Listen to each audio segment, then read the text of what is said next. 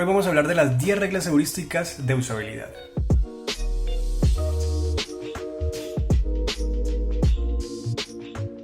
Estas 10 reglas heurísticas son planteadas por el ingeniero Jakob Nielsen. Es un danés supremamente importante en el mundo de la usabilidad y del diseño, ya que ha llenado de conocimiento este campo. Es una persona supremamente importante, él junto con Donald Norman. Son dos estudiosos de la usabilidad y de la interacción entre humano y computador. Entonces hoy vamos a revisar las 10 reglas heurísticas que nos plantea que todo producto debe tener en cuenta para una buena experiencia de usuario. Bueno, tengamos en cuenta qué es la usabilidad. Básicamente la usabilidad es la facilidad con la que utilizamos un producto o un servicio para llegar a un fin determinado. Entonces, si un producto es fácil de utilizar y nos permite llegar a un fin o cumplir un objetivo, es un producto que tiene usabilidad. La primera regla nos habla de la visibilidad del estado del sistema. Esto significa que cuando hacemos una acción en nuestro programa o en nuestro producto, vamos a tener un feedback. El sistema nos va a informar de qué acaba de pasar y cuál es el estado actual. Por ejemplo, cuando vamos a descargar algún tipo de archivo, el botón de carga, el estado de carga, el porcentaje, todo esto nos dice en qué estado está. O cuando vamos a llenar un formulario, tenemos que saber en qué estado estamos del formulario para saber cuál es el inicio, cuál es nuestro proceso y a dónde vamos a llegar. Si el software o el producto nos está hablando y nos está dando a entender cuál es ese estado en el que estamos o qué está pasando en el momento, es una de las reglas que se debe cumplir para tener una buena experiencia de usuario. La segunda regla es la relación entre el sistema y el mundo real. Cuando tenemos un producto o tenemos algún tipo de funcionalidad dentro de este producto y se conecta con lo que ya conocemos, con ese contexto real al que estamos acostumbrados, y para nosotros es una manera de interactuar familiar, fácil de entender, estamos teniendo una mejor experiencia. ¿Por qué? Porque no se va de nuestro modelo mental, de ese conocimiento previo que ya tenemos. Por ejemplo, un bloc de notas, si tenemos en cuenta de cómo era antes el bloc de notas, por ejemplo en los primeros iPads, se asemeja mucho a la forma en la que era un bloc de notas normal, palpable, del mundo real. Entonces, es muy importante tener en cuenta nuestro usuario, con qué está familiarizado, qué ha utilizado previamente, para así presentarle una opción con la que no se salga mucho de lo que él ya conoce y sea mucho más fácil esa transición entre lo físico y lo digital. La tercera regla es el control y la libertad del usuario. Cuando le damos al usuario una posibilidad de realizar algún tipo de acción, él tiene que tener todo el control sobre lo que está realizando en el momento. Por ejemplo, si está escribiendo un post, tiene que saber que puede cancelarlo en cualquier momento, salirse, pero también guardarlo para después. Le estamos dando más posibilidades al usuario que solamente salirse y perder todo el trabajo que tenía. Por ejemplo, cuando está realizando algún tipo de descarga, también puede tener la posibilidad de pausarla o de cancelarla. Así el usuario tiene control total sobre lo que está realizando y no está sometido solamente a las posibilidades que le da el software o el producto. Además, los estados, cuando confirman algún tipo de acción, también el usuario tiene esa posibilidad de decidir antes de realizar algo. Entonces es muy importante darle al usuario esa posibilidad de tener control sobre lo que está haciendo y que no sienta que está sometido a lo que ya se le presenta de una manera prediseñada en un tipo de aplicación o producto. La cuarta regla es la consistencia y la coherencia. Cuando diseñamos un producto digital, por ejemplo, cada botón tiene que estar relacionado en una ubicación, en un color, en unas características de tamaño, de forma, para que el usuario entienda y vincule siempre ese tipo de botón, por ejemplo, a una acción determinada, o las ubicaciones de cierto tipo de funcionalidades o de botones o de acciones, porque vemos que, por ejemplo, Google lo maneja de esa manera.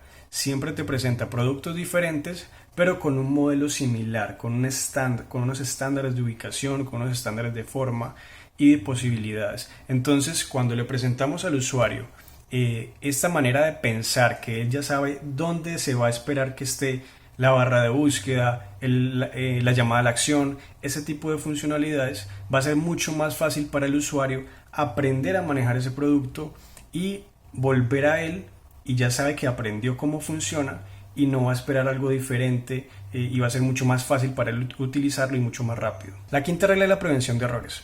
Cuando le presentamos al usuario un producto digital, puede darse la posibilidad de que cometa algún error, presionando algún botón de que lo va a llevar a un lugar que no esperaba o eliminando algún tipo de archivo. Entonces tenemos que tener en cuenta estas posibilidades o esto que puede llegar a pasar con el usuario para presentarle las formas y las posibilidades y las funcionalidades de una manera que no sea tan fácil para él equivocarse. Eso se puede aplicar, por ejemplo, con las confirmaciones. Si tú vas a eliminar algún tipo de archivo o si vas a enviar algo, antes debes confirmar con el usuario si realmente es lo que está pensando en enviar o si realmente es el tipo de archivo que quería borrar, para que el usuario verifique antes de cometer ese error que es algo irreversible. Entonces, ese tipo de cosas facilitan que el usuario no cometa el error, evitan que el usuario llegue a ese error irreversible y va a ser una mejor experiencia para él porque sabe que está en control de todo. La sexta regla es el reconocimiento antes del recuerdo.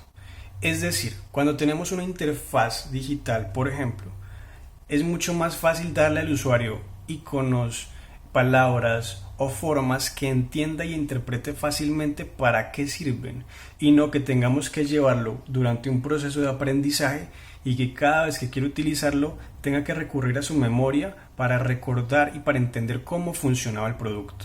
Debe ser fácil de entender de primer plano y de primer conocimiento, de primera entrada. Entonces, cuando le presentamos unas posibilidades al usuario que son familiares para él, fáciles de reconocer, va a ser mucho más fácil el proceso de utilización de ese producto. Por ejemplo, cuando tenemos una barra de navegación con iconos, no siempre los iconos le hablan al usuario y le indican para qué sirven. Entonces se puede facilitar poniéndole etiquetas a los iconos para así no poner al usuario a adivinar para qué sirven. También podemos usar los recursos visuales para indicar al usuario de qué se trata y que más fácil pueda identificar el tipo de acción que necesita sin tener que leer cada característica, cada opción y cada funcionalidad, sino que fácilmente la identifique y llegue rápidamente a ella. La séptima regla es la flexibilidad y la eficiencia de uso.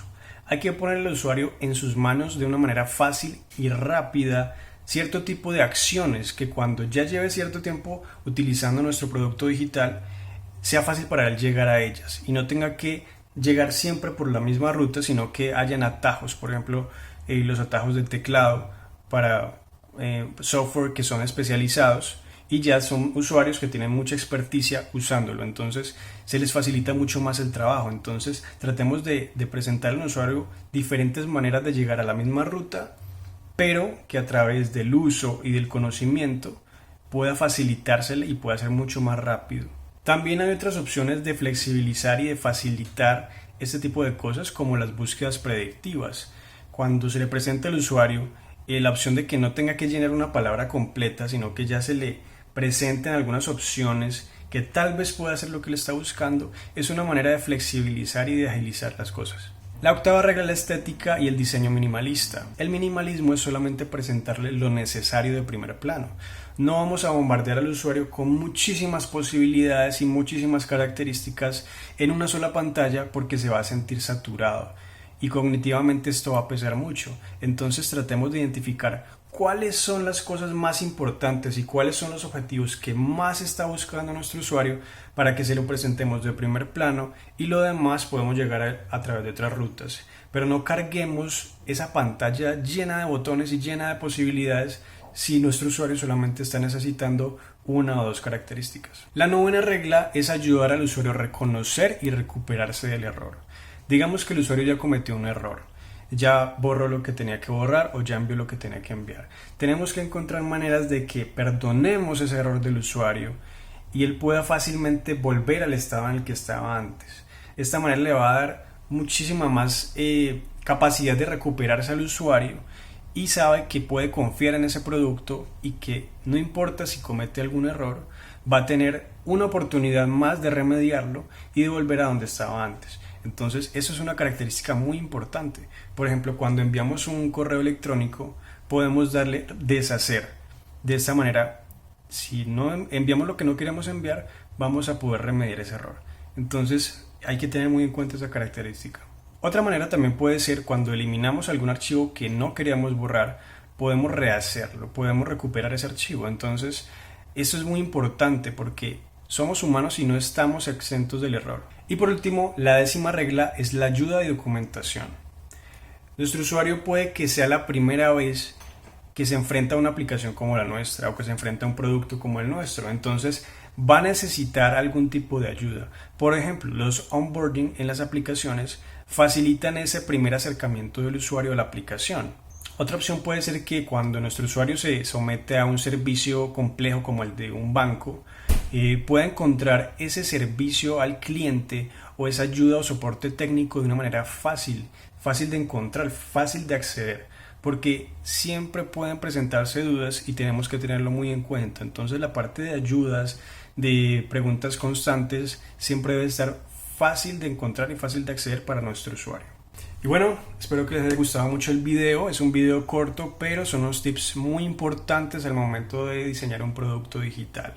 Son bases en la usabilidad y cuando tu producto los tiene en cuenta se va a notar muchísimo y tu usuario se va a sentir mucho mejor de utilizarlo. Entonces espero que este video sea muy útil para ustedes. Recuerden seguirme en mis redes sociales, les dejo en la descripción y nos vemos en un próximo video. Por favor, déjenme en los comentarios qué más les gustaría ver. Chao, chao.